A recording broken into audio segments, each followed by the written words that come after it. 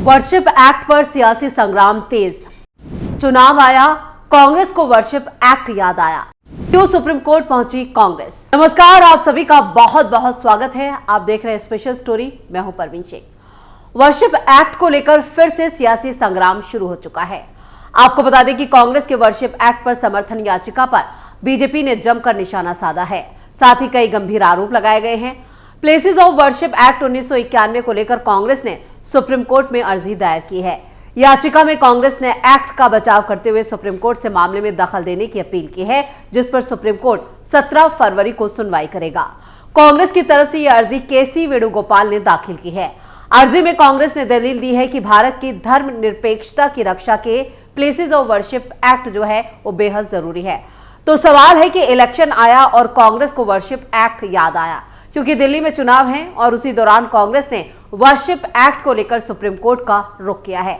ऐसे में सवाल उठना तो लाजमी है, कांग्रेस के अलावा और किसने दायर की याचिका। प्लेसेस ऑफ वर्शिप एक्ट 1991 का समर्थन करने और अपने सेकुलरिज्म को बनाए रखने की मंशा से कांग्रेस समेत कई विपक्षी दलों ने सुप्रीम कोर्ट का रुख किया। कांग्रेस समेत कई पार्टियों ने सुप्रीम कोर्ट में याचिका उन याचिकाओं के विरोध में दायर की है जिसमें इस अधिनियम के विरोध में याचिकाएं दाखिल की गई हैं। पूजा स्थल अधिनियम के खिलाफ दायर याचिकाओं पर सुप्रीम कोर्ट 17 फरवरी से सुनवाई करने जा रहा है, जिससे इन पार्टियों को ऐतराज है और इन सभी पार्टियों की संयुक्त रूप से अगुवाई कर रही कांग्रेस कर रही है। कांग्रेस के राष्ट्रीय महासचिव हैं केसी वेणुगोपाल। उन्होंने ही शीर्ष अदालत में याचिका दायर की है। अपनी याचिका में कांग्रेस ने तर्क दिया है कि पूजा स्थल अधिनियम धार्मिक समूह के बीच समानता को बढ़ावा देने के लिए काफी खास है।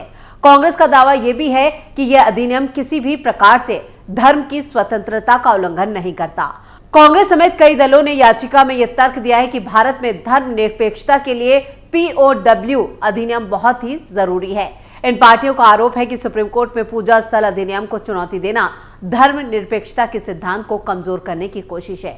यह तो सभी धार्मिक समूहों के बीच समानता को बढ़ावा देता है। इन पार्टियों ने सुप्रीम कोर्ट का किया रुख। अब जरा उन राजनीतिक पार्टियों के बारे में भी जान लीजिए जिन्होंने पूजा स्थल अधिनियम 1991 का विरोध करने के लिए याचिकाकर्ताओं के खिलाफ सुप्रीम कोर्ट का दरवाजा खटखटाया है। इन पार्टियों में कांग्रेस, NCP शरद पवार गुट, AIMIM, इंडियन यूनियन मुस्लिम लीग और RJD समेत जितेंद्र अवाड, मनोज कुमार झा, थोल थिरुमावलम समेत कई दूसरे सांसद शामिल हैं, जिन्होंने आवेदन दिया है। उल्लेखनीय कि पूजा स्थल अधिनियम 1991 को खत्म करने की मांग को लेकर बीजेपी नेता और वकील अश्विनी उपाध्याय ने याचिका दायर की है। उन्होंने इस अधिनियम की धारा 2, 3 और 4 को खत्म करने की मांग की है। इसी तरह से सीनियर वकील सुब्रमण्यम स्वामी ने भी याचिका दायर की है, जिसमें उन्होंने मांग की है कि विवादित अधिनियम के कुछ हिस्सों को खत्म कर दिया जाए, जिससे हिंदुओं को काशी, मथुरा पर दावा करने में आसानी होगी। वर्शिप एक्ट पर कांग्रेस के कदम से मौलाना गैंग हुआ खुश। कांग्रेस ने जिस तरह वर्शिप एक्ट पर याचिका दायर की है, वो भी दिल्ली चुनावों के दौरान उनके इस कदम पर मौलाना साजिद रशीदी ने कांग्रेस को मुबारकबाद दी है। उन्होंने कहा कि 1991 का places of worship act parliament से पास हुआ एक कानून है। 1991 में पास हुआ और उसमें तय किया गया कि 1947 के अंदर किसी भी धर्म की इबादतगाह का जिस हाल में वो है वो उसी हाल में रहेगी। बाबरी मस्जिद के अलावा किसी को छेड़ा नहीं जाएगा और किसी के साथ छेड़छाड़ नहीं होगी और किसी पर दावा भी नहीं किया जाएगा। बल्कि उसके अंदर तो ये भी है कि जो दावा करे उस पर भी कहीं ना कहीं फाइन लगे। और इसमें एक बात और तय हुई थी, जो जज इन केस को सुनेंगे उन पर भी फाइन लगना चाहिए। लेकिन जब कानून बनाकर वापस आया तो उसमें जजों की बात नहीं थी। मौलाना रशीदी ने कहा है कि Congress places of worship act को लेकर सुप्रीम कोर्ट गई है तो ये उसका संवैधानिक अधिकार है। इसमें ना तो हिंदू मुस्लिम की बात है और ना ही कोई तुष्टिकरण की बात है। ना ऐसा है कि कांग्रेस के लोग अब हिंदू नहीं रहे या वो सनातन का अपमान करना चाहते हैं। हर चीज को सनातन के अपमान से जोड़कर क्यों देखा जाता है। जो भी कोई बयान आता है, कोई भी मामला आता है, विपक्ष की तरफ से उसको हमेशा सनातन से जोड़कर देखा जाता है, हमेशा धर्म से जोड़कर देखा जाता है और बता दिया जाता है कि ये धर्म विरोधी लोग हैं। मौलाना साजिद रशीदी ने आगे कहा, ये सनातन के विरोधी लोग हैं। इस तरह की बात बीजेपी की IT सेल करती है। हम मुबारकबाद देते हैं कांग्रेस को कि कांग्रेस ने इतना अच्छा कदम उठाया, क्योंकि यह संविधान को बचाने की शुरुआत है। एक संविधान को बचाने की कमान है, उसका असर दिल्ली चुनाव पर भी पड़ेगा। तो मौलाना रशीदी के अलावा सभी मुस्लिम संगठन काफी खुश हैं और कांग्रेस को इसके लिए मुबारकबाद भी दे रहे हैं। चाहे फिर वो जमीयत उलेमाए हिंद ही क्यों ना हो, वो भी कांग्रेस के इस कदम से खुश है। लेकिन सवाल ये उठता है कि दिल्ली चुनावों के एन बीच में इस तरह का कदम कांग्रेस की तरफ से क्यों उठाया गया? अब इसको लेकर कांग्रेस को ही जवाब देना होगा। मौलाना रशीदी के अलावा सभी मुस्लिम संगठन कांग्रेस के इस कदम से काफी खुश है। कांग्रेस ने एक बार फिर साबित किया है कि वो अपनी मुस्लिम वोट बैंक को साधने के लिए कुछ भी कर सकती है और ये कदम उससे ही जोड़कर देखा जा रहा है। दरअसल अयोध्या, मथुरा, काशी के बाद भोजशाला, संभल, बदायूं, अजमेर, मंदिर मस्जिद विवाद की लिस्ट जो है वो दिन पर दिन लंबी होती जा रही है। सवाल बार बार किया जाता है, क्या इस तरह के मामलों को देश के अलग अलग अदालतों में दायर करने की इजाजत दी जानी चाहिए? क्या धार्मिक स्थलों के स्वरूप को अब नए सिरे से तय किया जाएगा? इस तरह के सवालों के केंद्र में एक कानून है जिसे प्लेसेस ऑफ वर्शिप एक्ट कहते हैं। क्या है ये, क्यों है ये? सुप्रीम कोर्ट इस पर सुनवाई 17 फरवरी से करने जा रहा है। किन पूजा स्थलों को लेकर है विवाद? पहले एक नजर उन विवादों पर भी डाल लेते हैं जिसका दायरा दिन पर दिन बढ़ता चला जा रहा है। अयोध्या लोगों की स्मृति में जहां बाबरी मस्जिद थी, वहां अब राम मंदिर है। वजह ये और दावा ये कि मस्जिद को श्री राम की जन्मभूमि पर बनाया गया। सुप्रीम कोर्ट में इस संबंध में कुछ सबूत दिए गए। अदालत ने हिंदू पक्ष के दावे में दम पाया और मंदिर के निर्माण का रास्ता साफ हो गया। मंदिर बना, उद्घाटन हुआ, अयोध्या का विवाद सुलझा। मगर दूसरी जगहों पर मतभेद गहराने लगे। आवाज उठी, अयोध्या तो अभी झांकी है, काशी मथुरा बाकी है। काशी में ऐसा ही विवाद ज्ञानवापी मस्जिद, श्रृंगार गौरी मंदिर को लेकर भी है। वहीं मथुरा में ये शाही ईदगाह मस्जिद श्री कृष्ण जन्मभूमि विवाद के तौर पर काफी पहले से खिंचता चला आ रहा है। मगर अब अयोध्या, मथुरा, काशी की पुरानी तिकड़ी के अलावा दिन पर दिन एक के बाद एक नई मस्जिद, इस्लामिक धर्मस्थल भी ऐसे ही विवादों की जद में आने लगे हैं। विवाद की इस श्रृंखला में मध्य प्रदेश के धार जिले का भोजशाला परिसर भी जुड़ा है। ये कमाल मौलाना मस्जिद है या सरस्वती का मंदिर। यूं ही उत्तर प्रदेश के संभल की जामा मस्जिद का प्रांगण क्या हरिहर मंदिर हुआ करता था। वहीं बदायूं की जामा मस्जिद के नीलकंठ मंदिर होने के दावे के बाद अब राजस्थान के अजमेर के ख्वाजा मोइनुद्दीन चिश्ती की दरगाह को लेकर महादेव मंदिर होने का दावा है। मुस्लिम पक्ष सुप्रीम कोर्ट में इस सिलसिले में 12 याचिकाएं लगाता है कि इस तरह के दावे और फिर सर्वे की इजाजत देना अपने आप में फिजूल और धार्मिक सौहार्द को बिगाड़ने वाला है। वो इसके लिए वही प्लेसेस ऑफ वर्शिप एक्ट की दुहाई देते हैं जिस पर सुप्रीम कोर्ट 17 फरवरी से सुनवाई करने जा रहा है। क्या है प्लेसेस ऑफ वर्शिप एक्ट? साल 1991 में ये कानून लाया गया था। तब केंद्र में पीवी नरसिम्हा राव की अगुवाई वाली कांग्रेस की सरकार थी। राम मंदिर आंदोलन अपने उरूज पर था।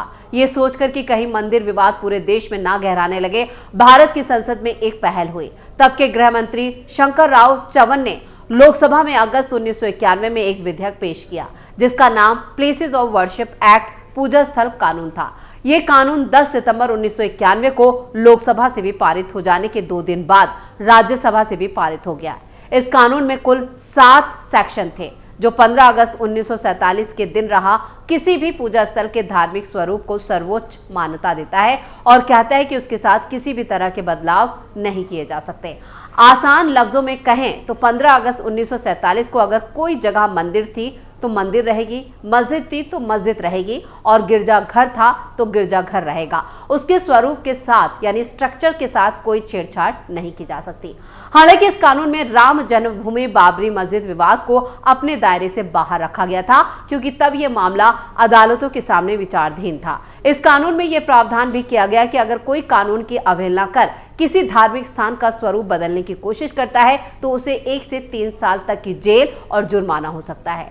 अब सुप्रीम कोर्ट में इस कानून की संवैधानिकता पर ही सवाल उठाया गया है।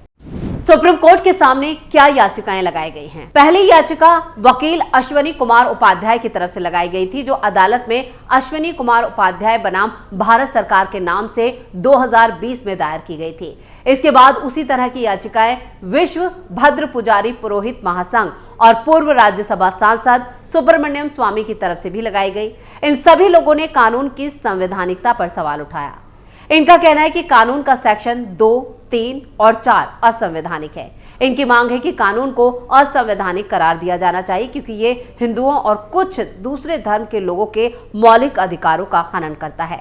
साथ ही चूंकि ये कानून न्यायिक समीक्षा के दायरे में नहीं आता, इसकी वैधता को सही नहीं माना जाना चाहिए। वकील अश्विनी उपाध्याय, जो इस मामले में मुख्य याचिकाकर्ता हैं, उनकी दलील है कि ये कानून केंद्र सरकार की वैधानिक शक्तियों से बाहर है और वो कहते हैं कि ये कानून हिंदू, जैन, बौद्ध, सिख धर्मों को मानने वालों के अधिकारों का हनन करता है।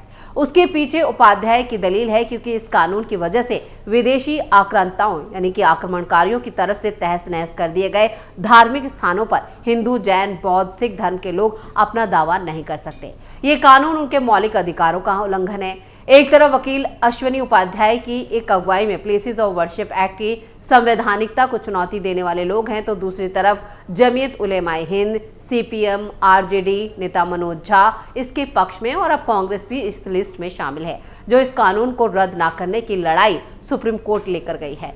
अब इसमें कांग्रेस शामिल हो चुकी है और इस सिलसिले में 2022 में जमीयत उलेमाए हिंद ने इसके समर्थन में याचिका दाखिल की थी। उस याचिका में जमीयत ने इस कानून को भारत की धर्मनिरपेक्षता और सांप्रदायिक सौहार्द बनाए रखने के लिए महत्वपूर्ण बताया। सुप्रीम कोर्ट ने इस मामले में केंद्र सरकार को मार्च 2021 में ही नोटिस दिया था, मगर सरकार ने अब तक इस मामले पर अदालत के सामने अपना पक्ष नहीं रखा है। एक ऐसे वक्त में जब मस्जिद और दरगाहों के सर्वे की मांग जोर पकड़ रही है, supreme court places of worship act 1991 की संवैधानिक वैधता को चुनौती वाली लंबित याचिकाओं पर सुनवाई के लिए आगे बढ़ रहा है, जो काफी अहम है। अब देखना यह होगा कि जब 17 फरवरी को सुप्रीम कोर्ट इस पूरे मामले पर सुनवाई करता है, तो यहाँ पर सीजीआई संजीव खन्ना का क्या रुख रहता है, उनकी बेंच इस पर क्या फैसला देती है और किस तरह से इस मामले पर सुप्रीम कोर्ट आगे बढ़ता है, और मोदी सरकार की तरफ से भी इस मामले पर क्या जवाब दाखिल किया जाता है।